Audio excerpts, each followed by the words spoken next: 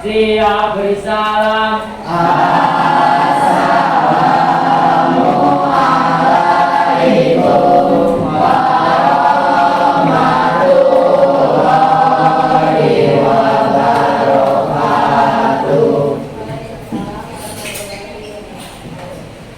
Belum memulai materi pelajaran, alangkah baiknya kita berdoa terlebih dahulu. Berdoa dimulai.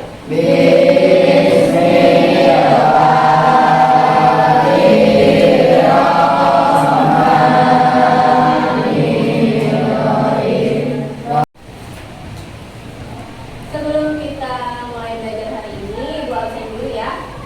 Yang pertama Ahmad Abian, Alfi Rafael, Ali Muhammad, terus Alwa Fadilah, Asrul Ibrahim.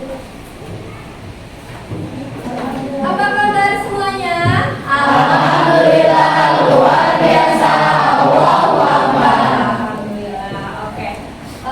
Untuk hari ini kita akan belajar mengenai IPA tentang sel hewan dan juga sel tumbuhan. Sebelum kita memulai belajar, coba cek dulu di bawah bangkunya ada sampah atau tidak. Kalau ada sampah, coba dibuang dulu ke tempat sampah.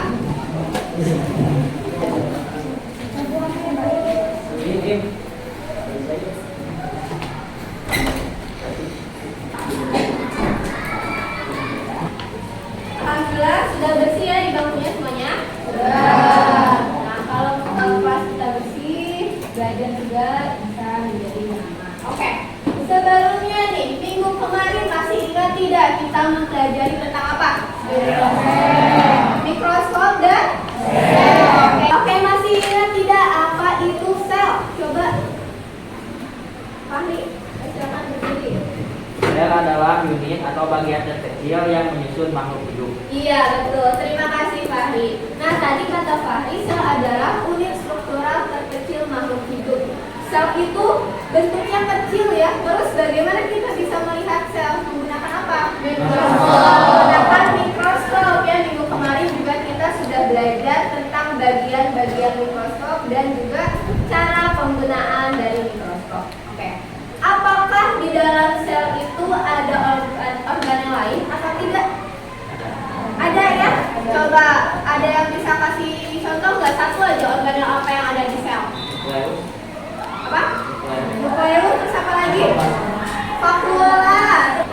Hari ini kita akan mempelajari dan juga mengamati di dalam mikroskop tentang bagian-bagian dari sel hewan dan juga sel tumbuhan. Kita siap belajar hari ini? Siap. Semangat ya. Oke, sekarang kita akan menyimak bersama-sama video tentang organel sel hewan dan sel tumbuhan beserta fungsinya. Nah, pada saat kalian menonton video, dikiranya ada yang tidak dimengerti dari video tersebut, kalian boleh langsung tulis pertanyaan yang Ibu tulis. Nanti pada saat videonya sudah selesai, pertanyaannya bisa diajukan ke Ibu dan kita akan menjawabnya bersama-sama. Mengerti semuanya? Mengerti. Sekarang kita akan menyaksikan video. Selamat menyaksikan.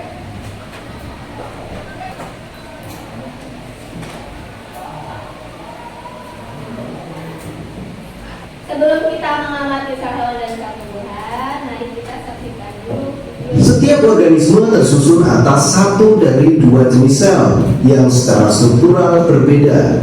Kedua jenis sel tersebut adalah sel prokariotik dan juga sel eukariotik. Pada sistem 5 kingdom, kita tahu bahwa ada monera yang isinya adalah bakteri ataupun ganggang biru yang memiliki sel prokariotik. Setelah menonton video tayangan tadi, coba apakah ada pertanyaan? Coba Nesa, pertanyaannya apa? Kenapa sel hewan lebih kecil dibanding sel tumbuhan? Coba ada lagi pertanyaannya? Coba Admira, apa pertanyaannya? Mengapa bentuk vakuola di tumbuhan lebih besar daripada di hewan? Nah, pertanyaan-pertanyaan ini nanti akan kita jawab bersama-sama setelah kita melakukan pengamatan pada pembelajaran hari ini ya. Nah, sekarang Ibu simpan dulu pertanyaannya ya. Nah, coba kalian identifikasi gambar ini. Kira-kira besok. Apakah dari ukurannya, atau yang mana sel hewan, yang mana sel tumbuhan, apakah dari organelnya, sesuai dengan video yang sudah ditayangkan tadi? Ayo, ke depan. Tunjukkan coba yang mana?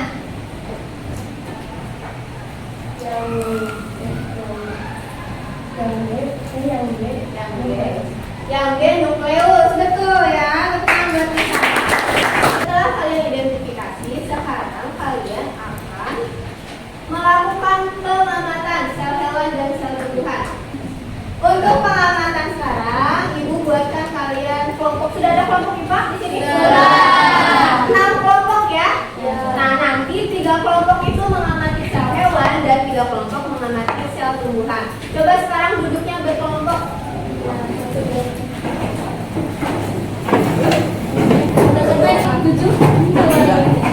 Semuanya sudah duduk berkelompok ya? Sudah.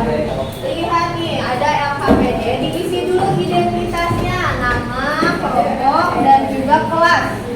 Hari ini kita akan mengamati sel hewan dan sel tumbuhan. Untuk bahan alat dan bahannya sudah ibu sediakan di depan.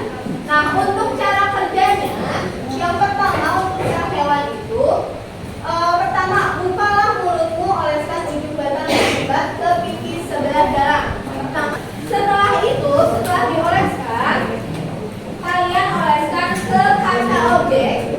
Ini ya, dioleskan. Tengah, kelihatan di belakang? Nah, setelah dioleskan, lalu teteskan 1 tetes air. 1 tetes ya? Sudah, kalau sudah, tutup menggunakan cover glass. Tutup menggunakan cover glass dari kiri ke kanan biar tidak ada gelembung ya. Kalau sudah ditutup, lalu diamati di bawah mikroskop. Nah, setelah sudah ada nih organel-organelnya, nah nanti kalian foto hasilnya. Setelah difoto, kalian gambar di LKPD itu. Nah, di sini di tabel ini ya. Nah, kalian gambar nih sesuai dengan apa yang dihasilkan di mikroskop. Setelah digambar, ditunjuk mana yang termasuk dinding sel atau membran sel, mana yang termasuk plasma, dan mana yang termasuk inti sel. Ya, itu untuk sel hewan. Nah, kalau untuk sel tumbuhan, kalian pertama itu mengiris bawang merah. Kita akan mengamati di bawang merah. Mengirisnya itu kalau bisa setipis mungkin ya, agar nanti hasilnya itu bisa kelihatan mana yang inti sel, mana yang plasma, mana yang inti sel. Nah, setelah misalnya ini dikupas, lalu disimpan di kaca objek. Setelah itu diteteskan lagi air 1 tetes saja. Setelah itu apa? Ditutup menggunakan cover glass. Setelah ditutup, kalian amati lagi di mikroskop dan digambar di LKPD. Mengerti semuanya? Mengerti. Oke, sekarang silakan melakukan pengerjaannya.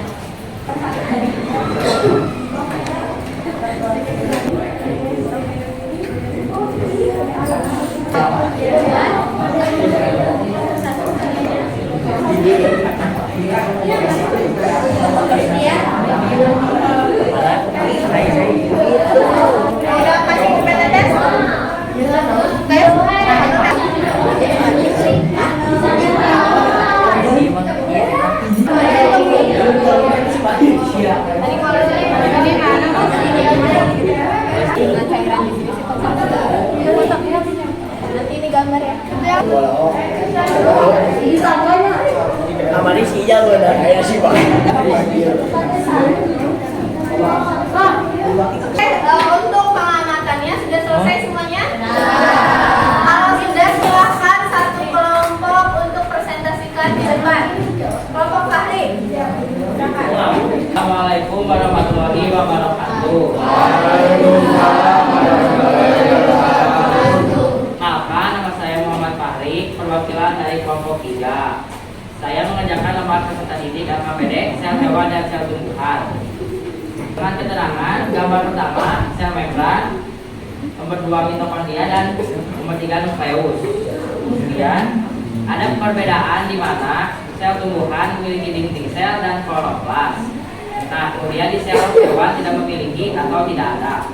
Lanjut ke pertanyaan, jelaskan bentuk sel merah dan sel epitas biologi manusia. Jawabannya, sel bawang bentuknya tetap, sementara sel hewan bentuknya tidak tetap alias berubah-ubah. B. Pada sel manakah ditemukan stomata? Pada sel tumbuhan. Tulis gambar pertama, sel membran berfungsi untuk melindungi sel mitokondria sebagai zat pabrik sel, kemudian nukleus sebagai inti sel atau sistem otak, sama seperti sistem otak. Sekian presentasi dari saya. Sebelum saya tutup, apakah ada yang ingin ditanyakan? Mengapa bentuk vakuola di tumbuhan lebih besar daripada di sel hewan? Vakuola pada sel tumbuhan lebih besar karena vakuola berfungsi sebagai proses fotosintesis, sementara sel hewan tidak memiliki fungsi proses fotosintesis. Baik, cukup saja presentasi dari saya. Wassalamualaikum warahmatullahi wabarakatuh.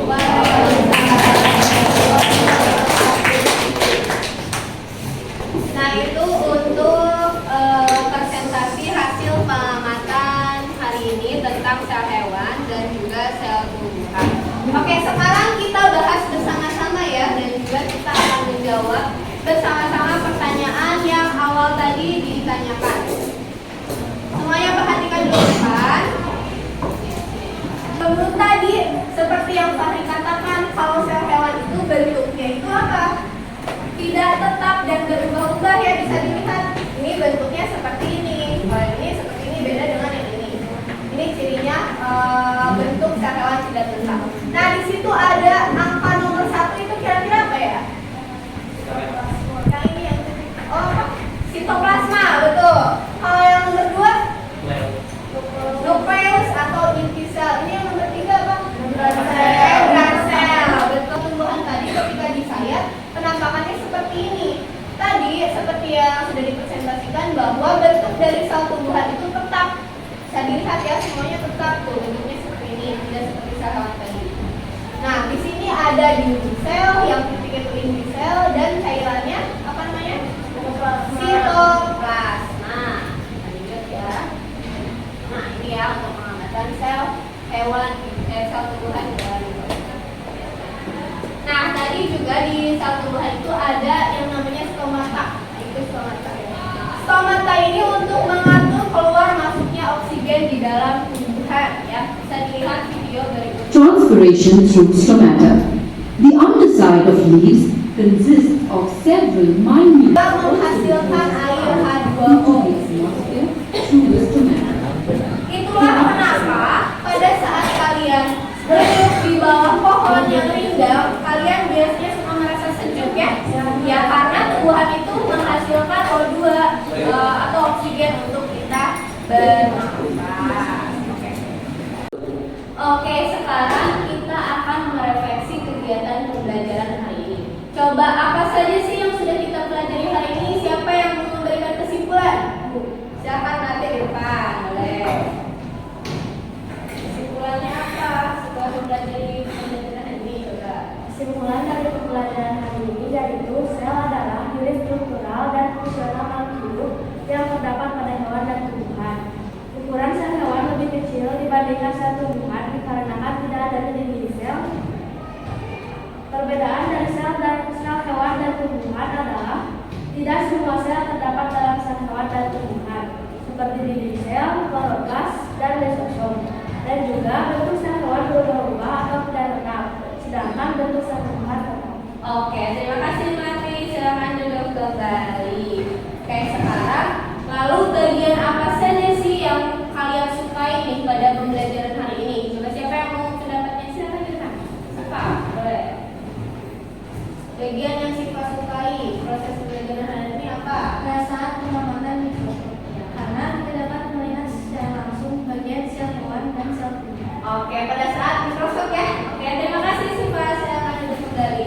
Oke, lalu sekarang ini apakah pada proses pembelajaran hari ini ada tantangannya atau tidak? Siapa yang mau menambahkan pendapatnya? Silakan Irfan. Tantangannya apa saja nih? Tantangannya mencari bagian organel sel pada bawang merah, karena jika menyiapkannya terlalu tebal, bagian selnya bisa. Oke, terima kasih Melani. Iya, sesuai dengan kesimpulan yang sudah disampaikan oleh teman-teman kalian bahwa hari ini kita telah belajar juga mengamati bagian yang ada di dalam sel hewan dan juga sel tumbuhan. Ada organelnya apa saja kalian sudah ketahui dan juga perbedaan dari sel hewan dan sel tumbuhan. Nah, untuk tugas minggu depan, kalian secara berkelompok akan membuat proyek.